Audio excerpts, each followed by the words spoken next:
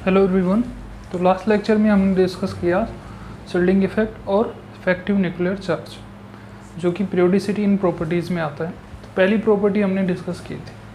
आज है second property, atomic radius, या उसी से हम आकलन करते हैं एटॉमिक साइज़ का। तो ये दूसरी प्रॉपर्टी आज हम डिस्कस करेंगे। इस वाली प्रॉपर्टी को हम 2 लेक्चर में डिस्कस करेंगे, 2 हाफ होंगे इसके। फर्स्ट हाफ में हम देखेंगे कितने टाइप की रेडियस है और कौन सी रेडियस कहाँ पे काम आती है। सेकंड जो लेक्चर आएगा उसमें हम पीरियोडिक ट्रेंड्स देखेंगे कि डाउन द ग्रुप क्या चेंज होते हैं एटॉमिक साइज़ में, अलॉन्ग द पीरियड क्या चेंजेस होते हैं एटॉमिक साइज़ में। तो चलिए स्टार्ट करते हैं एटॉमिक रेडियस या एटॉमिक साइज़। देखो, सबसे पहले बात करें एटॉमिक साइज़ होती क्या है या एटॉमिक रेडियस क्या होती है। तो ये एटम है, एटम का न्यूक्लियस है, न्यूक्लियस के चारों ओर ये वैलेंस इलेक्ट्रॉन है। ठीक है, वैलेंस इलेक्ट्रॉन वैलेंस सेल में चक्कर लगाएगा।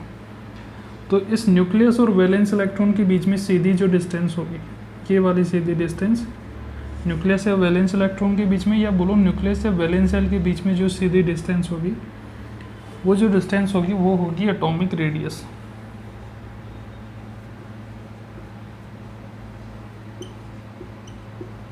क्या होगी? Atomic radius. ठीक है, और एटॉमिक रेडियस के बेसिस पे ही हम एटॉमिक साइज़ का आकलन करते हैं। तो पहले लिख लेते हैं इस चीज़ को, linear distance between nucleus and valence electron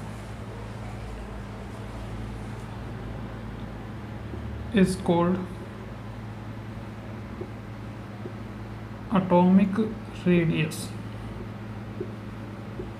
ठीक है, न्यूक्लियस और वैलेंस इलेक्ट्रॉन के बीच में लीनियर डिस्टेंस क्या होगी? एटॉमिक रेडियस होगी। अब देखो, एटॉमिक रेडियस को मेज़र करने में हम किसी भी एटॉमिक रेडियस को मेज़र डायरेक्टली नहीं कर सकते।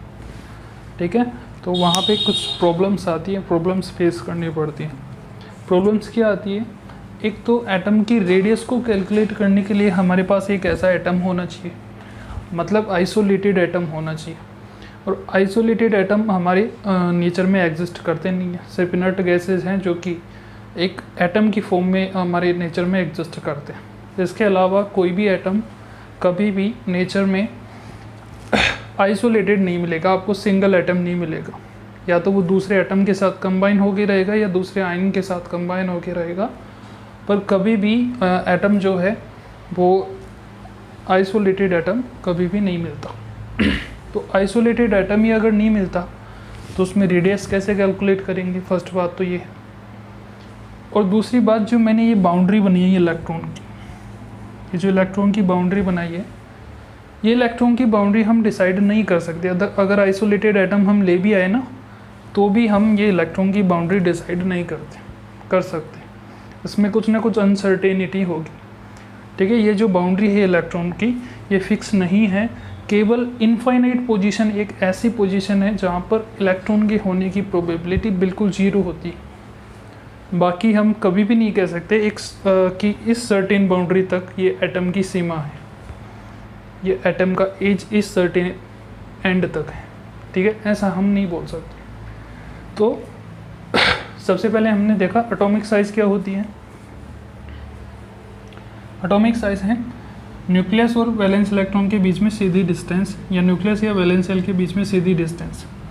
लेकिन इसे मेज़र करने में प्रॉब्लम आती है, तो लिख लेते इस चीज़ को, it is difficult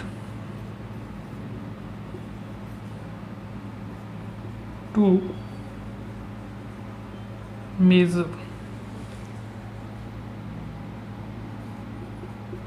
atomic radius. ठीक है, एटॉमिक रेडियस को मेज़र करना डिफ़िकल्ट है। इसके मैंने 2 रीज़न बताए। ठीक है, रीज़न नंबर 1 कि हमें पहली बात तो आइसोलेटेड एटम ही नहीं मिलता, तो लिख लेते इसको, इट इज़ डिफ़िकल्ट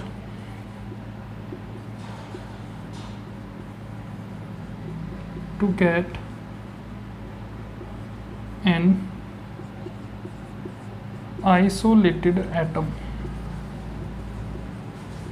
है ना। आइसोलेटेड एटम ही नहीं मिलता पहली बात तो। दूसरी बात क्या है, we cannot determine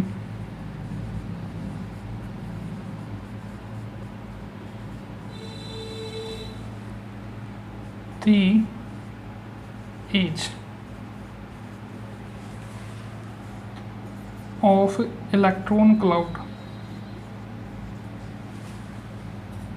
around nucleus.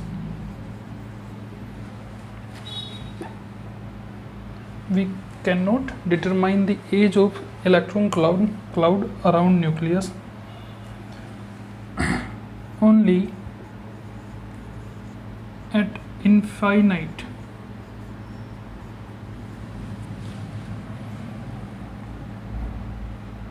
the probability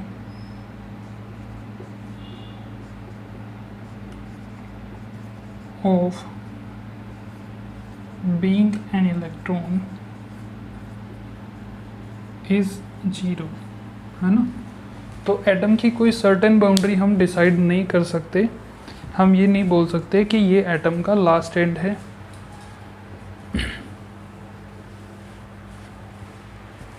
हम ये नहीं बोल सकते कि ये एटम का लास्ट एंड है और यहाँ तक इसकी रेडियस कैलकुलेट कर लो। ये जो चीज़ है ये हाइजेनबर्ग के अनसर्टिनिटी प्रिंसिपल से भी समझाई जाती है, ठीक है, कि इलेक्ट्रॉन की जो पोजीशन है वो फिक्स नहीं है, वो चेंज होती रहती है। इसलिए हम एटॉमिक रेडियस को डायरेक्टली मेज़र करना थोड़ा डिफ़िकल्ट होता है। चलो अब आगे देखते हैं। ठीक है, तो एटॉमिक रेडियस का डायरेक्ट मेज़रमेंट तो मुश्किल हो गया, तो इसका मेज़रमेंट फिर किस तरीके से किया जाता है? इसका मेज़रमेंट होगा इनडायरेक्ट मेथड से, है ना। लिख लेते हैं इस चीज़ को। दैट्स वाई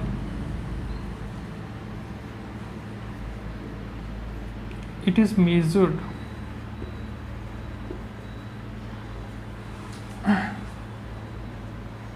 indirectly, ठीक है। इनडायरेक्टली कैसे मेजर किया जाएगा? एक तो होता है एक्सरे डिफ्रैक्शन मेथड से,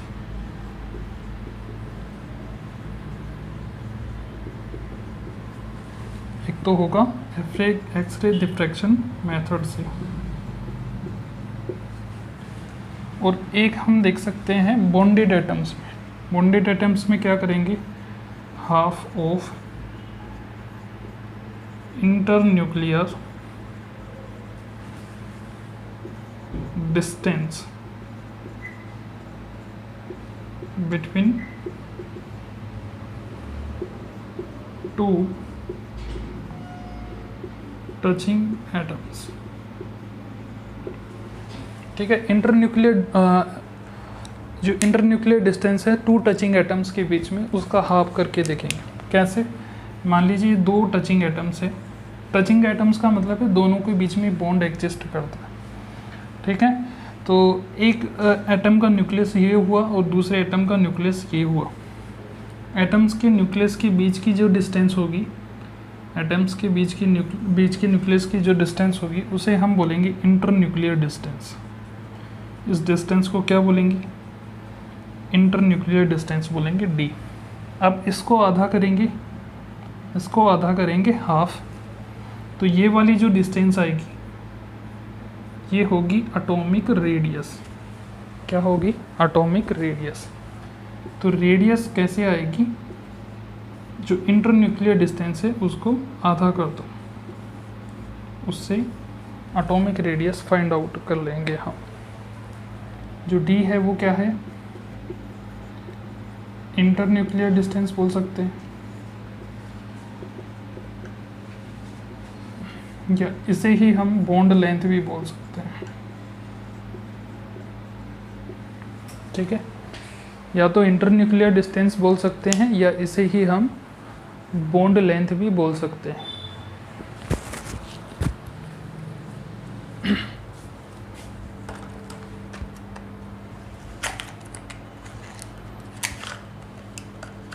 ठीक है। तो ये दो मेजरमेंट करने के तरीके हैं एटॉमिक रेडियस को, एक्सरे डिफ्रैक्शन मेथड और half of internuclear distance between two touching atoms. लेकिन एक्सरे डिफ्रैक्शन मेथड तो हमारे सिलेबस में है नहीं, तो हमें यही पढ़ना है, half of internuclear distance between two touching atoms.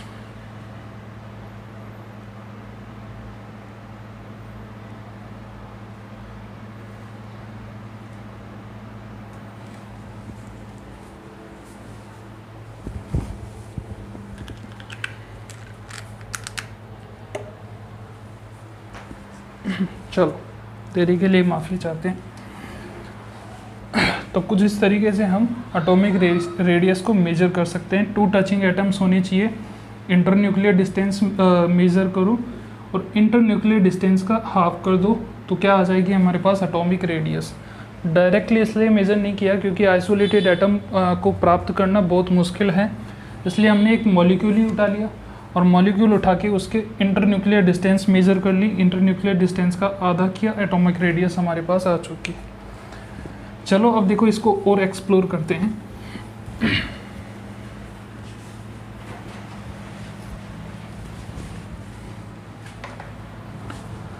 मैंने कहा कि टू टचिंग एटम्स होने चाहिए, ठीक है, दो एटम्स होने चाहिए।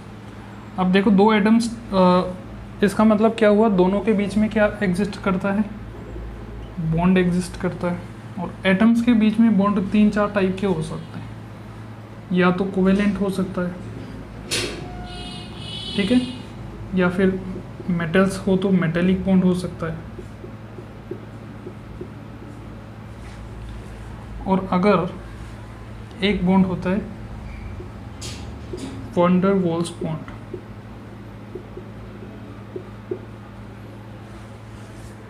इसके अलावा आयनिक बॉन्ड हो सकता है,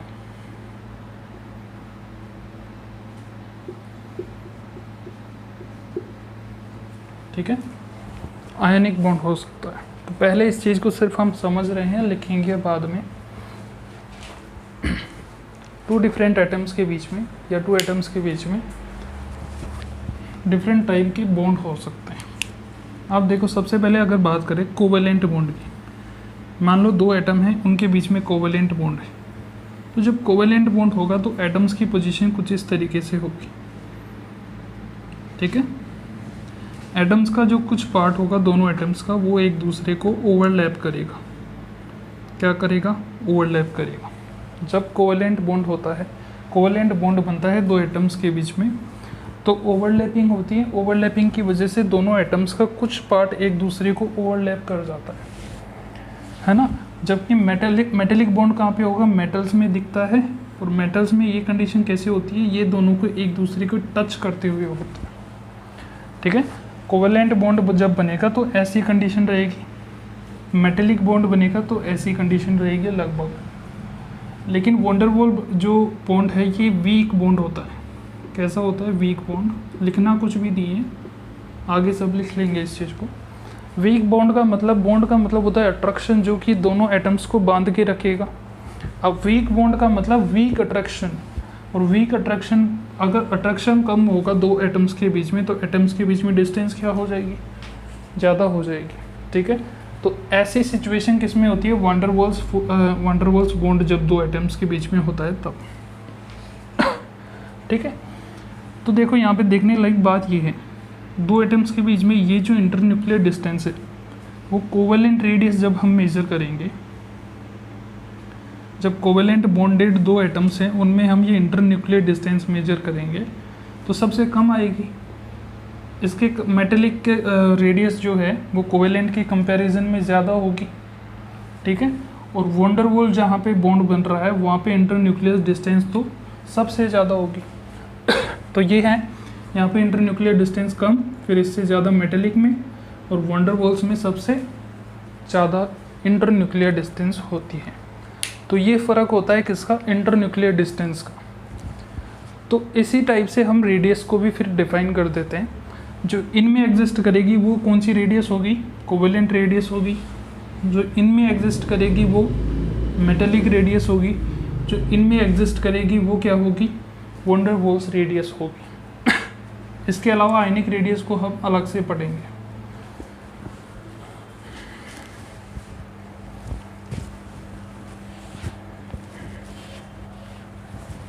चलिए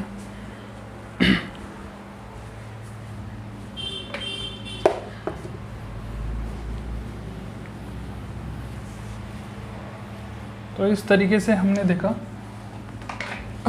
रेडियस के भी टाइप होते हैं, एटॉमिक रेडियस के भी टाइप होते हैं, टाइप्स ऑफ एटॉमिक रेडियस।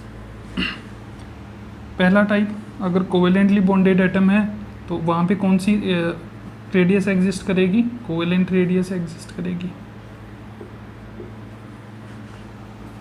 दूसरा, मेटेलिक बॉन्ड से बंधे हुए हैं दो एटम तो उनमें मेटेलिक रेडियस एग्जिस्ट करेगी।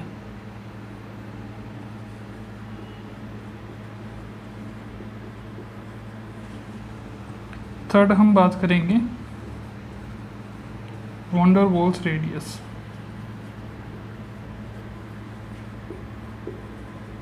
ठीक है, वंडर वॉल्स रेडियस। इन तीन रेडियस की बात करेंगे और आयनिक रेडियस को हम अलग से पढ़ेंगे। चलो सबसे पहले बात करते हैं कोवेलेंट रेडियस की।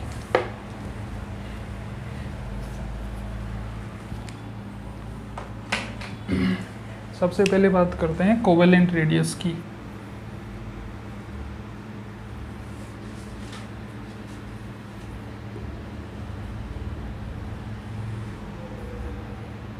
ठीक है, तो थोड़ा बहुत मैंने बताया इसके बारे में।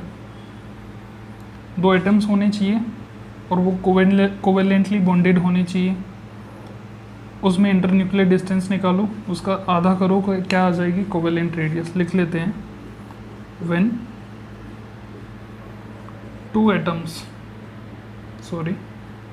To similar atoms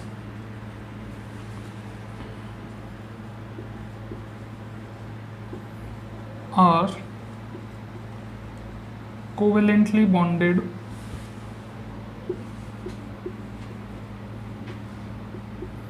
then half of internuclear distance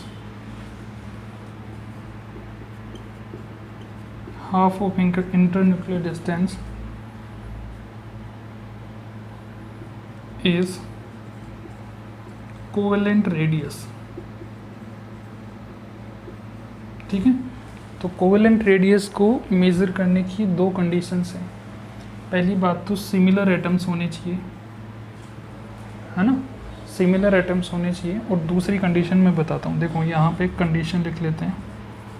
condition ये है कि जिन दो एटम्स के बीच में कोवेलेंट बॉन्ड है वो दोनों एटम कैसे होने चाहिए, सिमिलर होने चाहिए, सिमिलर एटम्स होने चाहिए। और दूसरी बात, सिंगल कोवेलेंट बॉन्ड होना चाहिए, सिंगल कोवेलेंट बॉन्ड होना चाहिए। ठीक है, तभी हम कोवेलेंट रेडियस मेजर कर पाएंगे। ये दो कंडीशन होनी चाहिए। देखो दो सिमिलर एटम है, मान लीजिए ये, ठीक है, ओवरलैप कर रहे हैं एक दूसरे को, है ना। इनके बीच में बॉन्ड कैसा होना चाहिए, सिंगल बॉन्ड होना चाहिए। इंटरन्यूक्लियर डिस्टेंस निकाल लो, इंटरन्यूक्लियर डिस्टेंस डी, सी मान लेता हूँ इंटरन्यूक्लियर डिस्टेंस को, और कोवेलेंट रेडियस है जिसको आर सी से रिप्रेजेंट कर रहे हैं। ठीक है, तो कोवेलेंट रेडियस क्या आ जाएगी, dc/2 आ जाएगी। क्या आ जाएगी, dc/2। अब देखो ये जो कंडीशन मैंने लिखी है इसको वापस से एक्सप्लेन करता हूँ। फॉर एग्जांपल मैं बात करता हूँ, कार्बन कार्बन दो एटम है, ठीक है, और इनके बीच में सिंगल कोवेलेंट बॉन्ड है। ठीक है, तो मैं इसको कार्बन की कोवेलेंट रेडियस मेज़र करने के लिए काम में ले सकता हूँ, क्योंकि दोनों कंडीशन फुलफिल हो रही है। सिमिलर एटम्स होने चाहिए, कार्बन और कार्बन सिंगल कोवेलेंट बॉन्ड होना चाहिए, सिंगल कोवेलेंट बॉन्ड है। लेकिन अगर मेरे पास मॉलिक्यूल कुछ ऐसा है जिसमें कार्बन कार्बन डबल बॉन्ड है, तो मैं कार्बन की कोवेलेंट रेडियस मेज़र करने के लिए ये मॉलिक्यूल काम में नहीं ले सकता, क्योंकि यहाँ पर एटम्स तो सिमिलर है पर बॉन्ड कैसा है, डबल बॉन्ड है। सिमिलरली अगर ट्रिपल बॉन्ड हो तो भी हम इसको नहीं काम में ले सकते। दूसरा देखते हैं, अगर कार्बन और ऑक्सीजन के बॉन्ड बीच में सिंगल बॉन्ड है, मान लो कार्बन और ऑक्सीजन के बीच में सिंगल बॉन्ड है, तो भी हम इसे यूज़ नहीं ले सकते कार्बन की या ऑक्सीजन की एटॉमिक रेडियस मेज़र करने के लिए। वो इसलिए क्योंकि सिमिलर एटम्स नहीं है, एक कार्बन है एक ऑक्सीजन। तो कंडीशंस फुलफिल होनी चाहिए। एक क्वेश्चन तो यही बन जाता है इस पर कि सिमिलर एटम्स होने चाहिए और वो सिंगल कोवेलेंट बॉन्ड से जुड़े हुए होने चाहिए।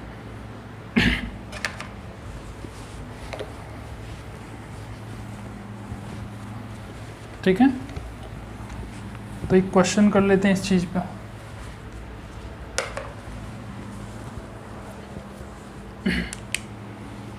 क्वेश्चन देखो,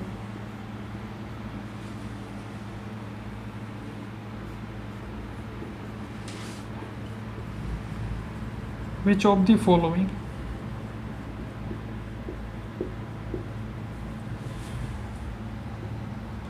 is which of the following can be used to measure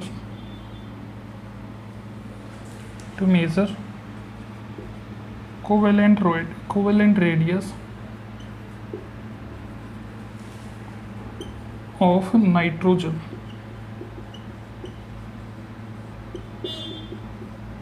ठीक है, ऑप्शंस हैं।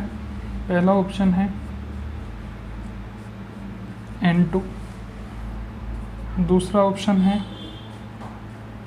NH3, थर्ड ऑप्शन है N2H2 और फोर्थ ऑप्शन है नन ऑफ दीज। ठीक है, तो इन ऑप्शंस में से बताना है कि हमें अगर नाइट्रोजन की कोवेलेंट रेडियस हमें मेज़र करनी है तो इनमें से कौन सा जो मॉलिक्यूल है वो सुटेबल है इस चीज़ के लिए। बताओ, एक बार खुद से ट्राई करेंगे। पहले अब मैं सोल्व कर देता हूँ इस चीज़ को। देखो, क्या इस मॉलिक्यूल को यूज़ कर सकते हैं? कंडीशंस देखेंगे। दो नाइट्रोजन एटम्स के बीच में क्या होना चाहिए? सिंगल बॉन्ड होना चाहिए। पर N2 में क्या होता है? नाइट्रोजन नाइट्रोजन के बीच में ट्रिपल बॉन्ड होता है। यहाँ पे NH3 की स्ट्रक्चर देखते हैं, अमोनिया की स्ट्रक्चर। तो अमोनिया की स्ट्रक्चर कुछ ऐसे होती है। तो इसमें केवल एक ही नाइट्रोजन है, दूसरा कोई नाइट्रोजन है ही नहीं। तो दो नाइट्रोजन के बीच में सिंगल बॉन्ड तो वाली कंडीशन यहाँ पे भी नहीं मिली। फिर यहाँ पे देखते हैं, इसे हाइड्रोजीन बोलते हैं, हाइड्रोजीन बोलते हैं इसे। इसके स्ट्रक्चर कुछ ऐसे होती है, नाइट्रोजन नाइट्रोजन के बीच में सिंगल बॉन्ड और दो हाइड्रोजन नाइट्रोजन के साथ अटैच्ड होंगे। तो यहाँ पर वो कंडीशन फुलफिल हो रही है। देखो, दो सिमिलर एटम नाइट्रोजन नाइट्रोजन और वो सिंगल कोवेलेंट बॉन्ड से जुड़े हुए हैं। तो इन सब में सबसे जो उपयुक्त मॉलिक्यूल होगा कोवेलेंट रेडियस मेज़र करने के लिए नाइट्रोजन की, तो वो है हाइड्रोजीन।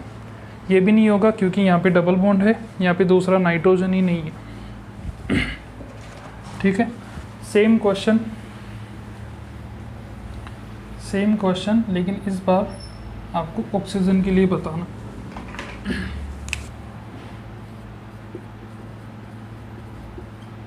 ऑक्सीजन के लिए बताना, सेम क्वेश्चन ऑक्सीजन के लिए बताना।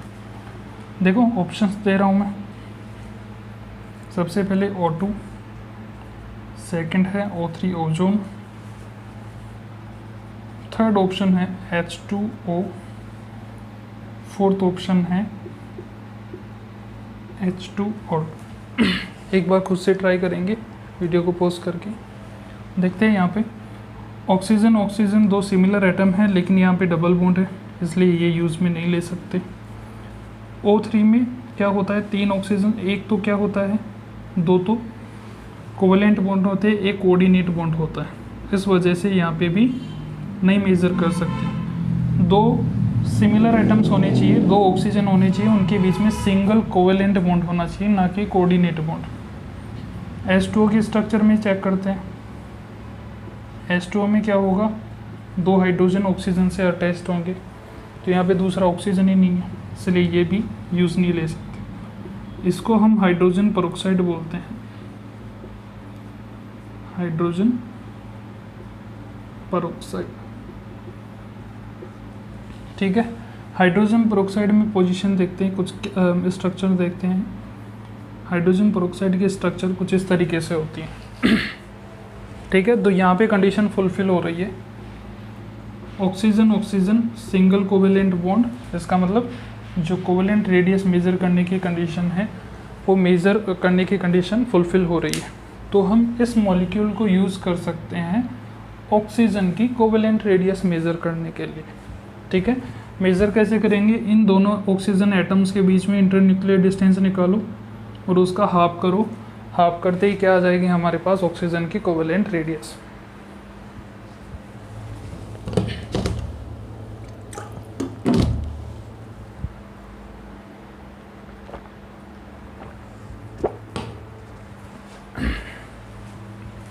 चलिए, ये हमने बात की कोवेलेंट रेडियस की। अब देखो यहाँ पे एक इम्पोर्टेंट चीज़ है, हमें इंटरन्यूक्लियर डिस्टेंस मेज़र करनी है। इंटरन्यूक्लियर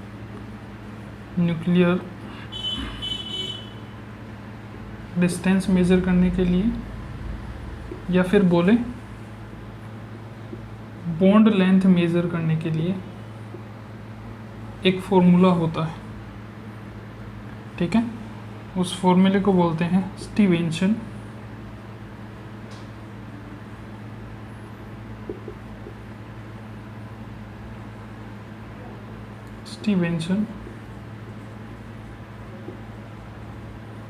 शोमाकर्स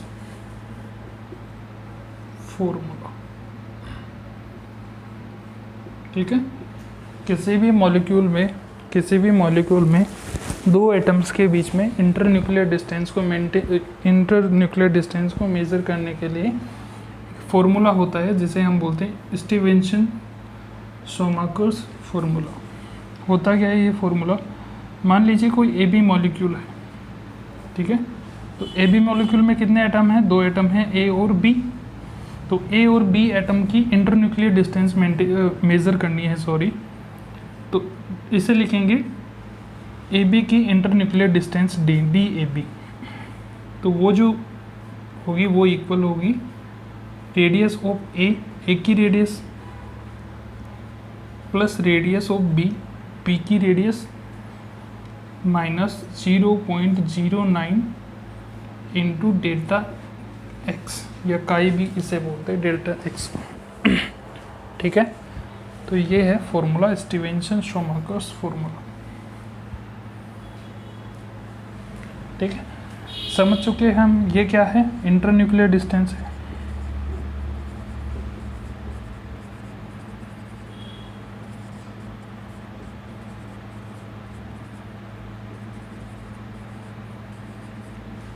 ये ए की रेडियस है, ये बी की एटॉमिक रेडियस है, और डेल्टा एक्स क्या है, डिफरेंस इन इलेक्ट्रोनेगेटिविटी। इलेक्ट्रोनेगेटिविटी क्या होती है, प्रॉपर्टी आगे पढ़नी है हमें, अभी के लिए इसे थोड़ा सा बस ध्यान रखो। तो जो डेल्टा एक्स होगा वो क्या होगा, एक एटम की इलेक्ट्रोनेगेटिविटी और दूसरे एटम की इलेक्ट्रोनेगेटिविटी के डिफरेंस का मैग्नीट्यूड होगा। एक एटम की इलेक्ट्रोनेगेटिविटी दूसरे एटम की बी की इलेक्ट्रोनेगेटिविटी ए की इलेक्ट्रोनेगेटिविटी के डिफरेंस के मैग्नीट्यूड के बराबर होगा डेल्टा एक्स। तो ये बोलता है स्टीवेंसन शोमाकर फॉर्मूला। अब देखो इसमें 3-4 केस हम बना सकते हैं।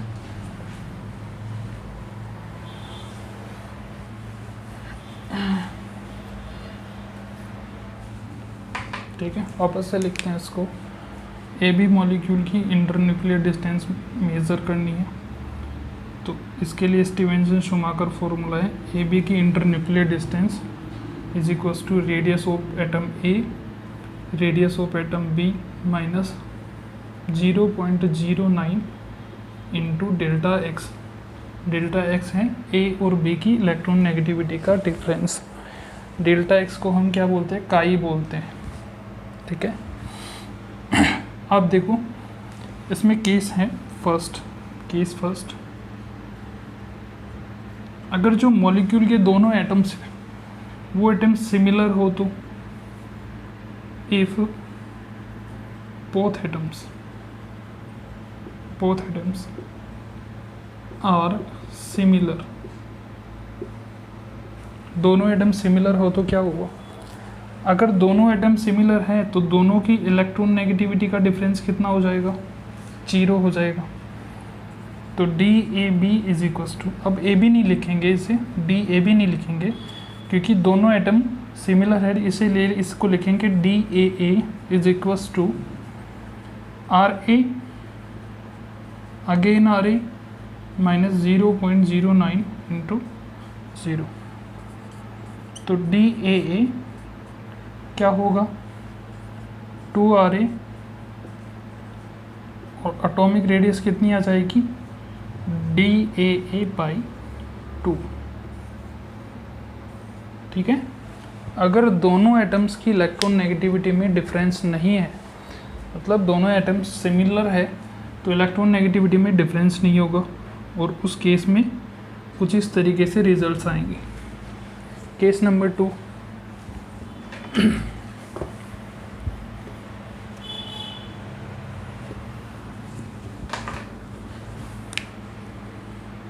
केस नंबर 2 डिस्कस करते हैं। देखो इस बार एटम्स तो क्या है, डिफरेंट है।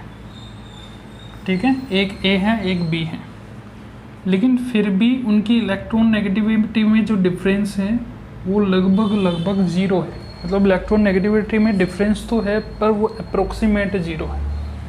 तो इस केस में हम बोल सकते हैं D A B is equals to R A plus R B, और ये वाला पार्ट क्या हो जाएगा, अगेन 0 हो जाएगा। तो इस केस में रिजल्ट्स ये रहेंगे।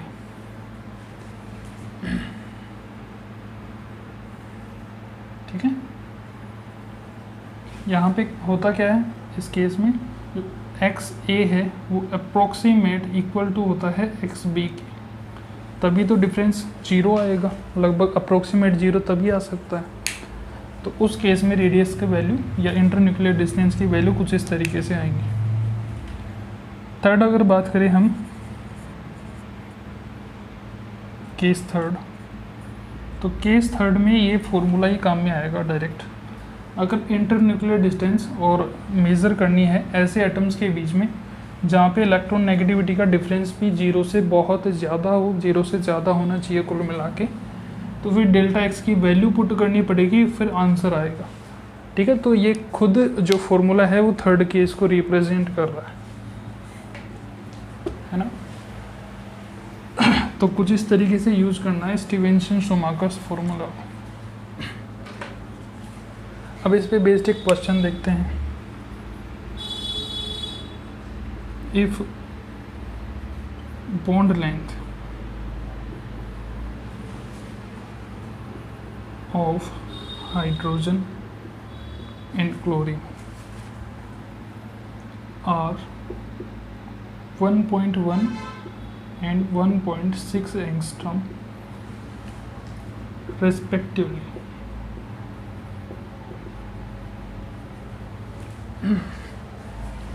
then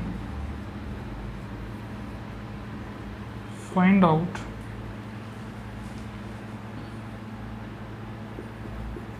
internuclear distance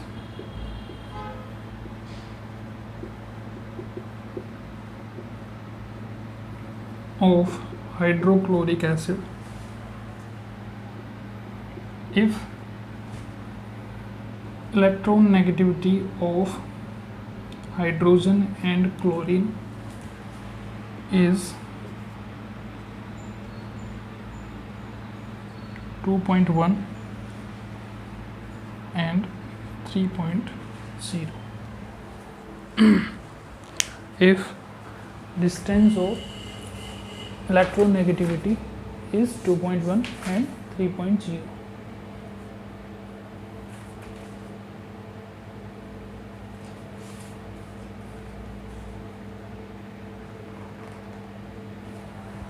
चलिए क्वेश्चन को सोल्व करते एक बार खुद से ट्राई कीजिए। देखो हमें क्या कुल मिला के पूछा क्या है, HCl की इंटरन्यूक्लियर डिस्टेंस पूछा है। तो इसके लिए हमें रेडियस चाहिए हाइड्रोजन की, रेडियस चाहिए क्लोरीन की 0.09 और इनकी इलेक्ट्रोनेगेटिविटी का डिफरेंस। ठीक है, अब हाइड्रोजन की रेडियस कहाँ से लेके आए और क्लोरीन की रेडियस कहाँ से लेके आए। देखो यहाँ पे हाइड्रोजन H2 की बॉन्ड लेंथ दी है और यहाँ पे Cl2 की बॉन्ड लेंथ दी है। H2 की बॉन्ड लेंथ कितनी दी है 1.1, इसका आधा करेंगे तो क्या आ जाएगी, रेडियस ऑफ हाइड्रोजन आ जाएगी। ठीक है, वैल्यू कितनी आई 0.55। Cl2 की हमें बॉन्ड लेंथ दे रखी है 1.6 एंगस्ट्रॉम, इसका आधा करेंगे तो आ जाएगी रेडियस ऑफ क्लोरीन और इसकी वैल्यू कितनी आएगी 0.8। ठीक है, तो हमारे पास आ चुकी है क्या, रेडियस हाइड्रोजन और क्लोरीन की। तो अब निकाल सकते हैं हम DHCl is equals to 0.55 plus 0.8 minus 0.09 into इन दोनों की इलेक्ट्रोनेगेटिविटी में डिफरेंस कितने का है 0.9 का ही है। ठीक है, 0.9 का इलेक्ट्रोनेगेटिविटी में डिफरेंस, इन दोनों को ऐड करेंगे कितना आएगा 1.35 माइनस इन दोनों को मल्टीप्लाई करेंगे कितना आएगा 81 0.081। ठीक है, ये आएगा इनका डिफरेंस। तो टोटल वैल्यू कितनी आएगी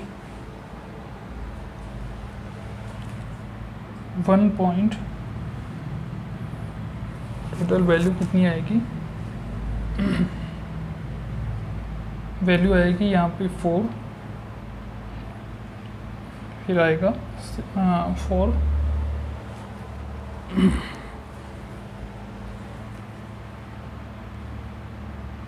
सॉरी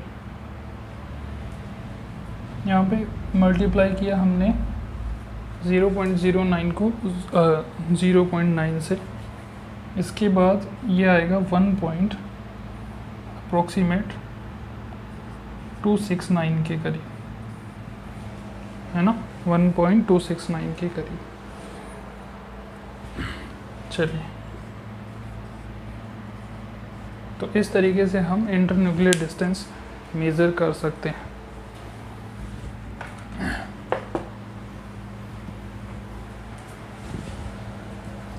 हमने पढ़ा स्टीवेंसन शूमाकर फॉर्मूला और कोवेलेंट रेडियस। इससे आगे हमें 2 टाइप की रेडियस और पढ़नी है, वो हम अगले लेक्चर में कवर करेंगे। तब तक के लिए धन्यवाद।